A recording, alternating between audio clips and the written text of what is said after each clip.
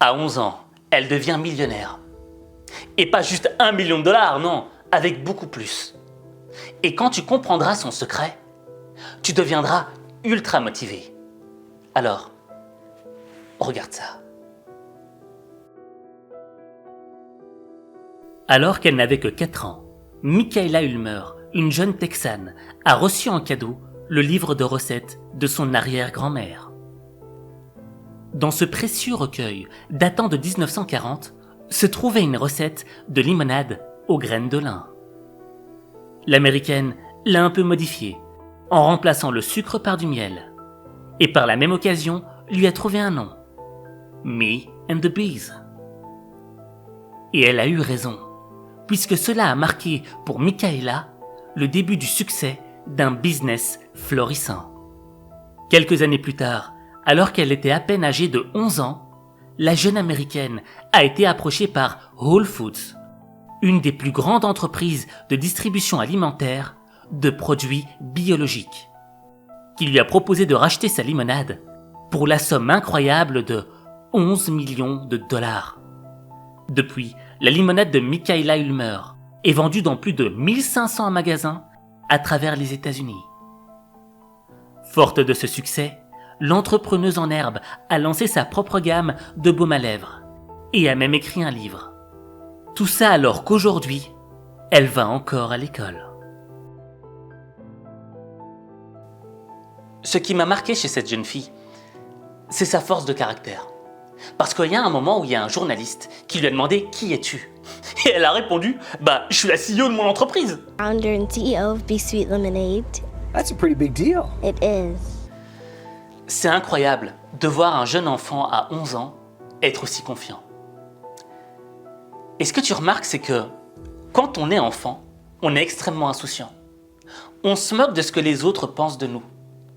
Mais lorsqu'on grandit, ce que les autres pensent de nous devient de plus en plus important.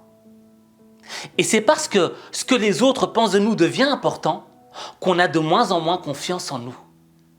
Parce que le regard des autres nous dit un petit peu ce qu'on est. Or, cette gamine, elle a 11 ans. Et je suis sûr et certain que dès qu'elle a commencé son truc, elle n'a pas pensé au regard des autres. Elle n'a pas pensé à ce que les autres pourraient penser d'elle. Elle n'a pas pensé à un éventuel échec. Non, elle s'est tout simplement amusée. Elle a innové la recette de sa grand-mère. Et c'est une vraie leçon de vie. Parce que nous, quand on grandit, on tue l'enfant qui est en nous. Et en tuant cet enfant, on tue cette insouciance. Et on se rend la vie beaucoup plus compliquée. On pense que pour faire des grandes choses, il faut faire des choses extrêmement compliquées. Et c'est tellement compliqué, l'épreuve te paraît tellement lourde que tu as juste envie d'abandonner. Et t'essayes même pas. Et au fait, tu suis le chemin. Tu deviens conforme à ce que la société attend de toi. Parce que tu voudrais que la société ait un regard positif sur toi. Alors tu te soumets au conformisme. Et il y a un gars qui avait compris ça depuis le début. C'était Steve Jobs. Donc, la chose que je dirais est que quand vous grandissez, vous avez tendance à vous faire dire que le monde est comme il est et que votre vie est simplement de vivre votre vie à l'intérieur de son monde, sans essayer d'en faire trop et essayer d'avoir une belle vie de famille, de s'amuser, d'économiser un peu d'argent. Mais c'est une vie très limitée. La vie peut être beaucoup plus large une fois que vous avez découvert un simple élément. Et cet élément, c'est que tout autour de vous, que vous appelez la vie, a été créé par des gens qui n'étaient pas plus intelligents que vous. Et vous pouvez changer cela. Vous pouvez influencer cela.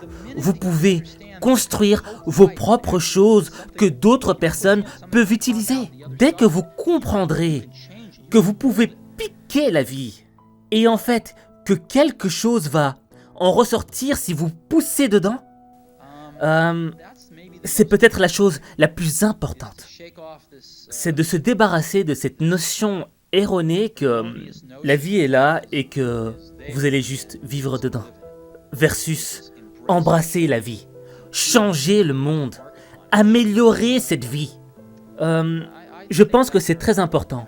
Et peu importe comment vous apprenez cela, une fois que vous l'avez appris, vous voudrez changer la vie et la rendre meilleure. Parce que parfois, la vie est un peu merdique. Mais une fois que vous avez appris ça, vous ne serez plus jamais le même.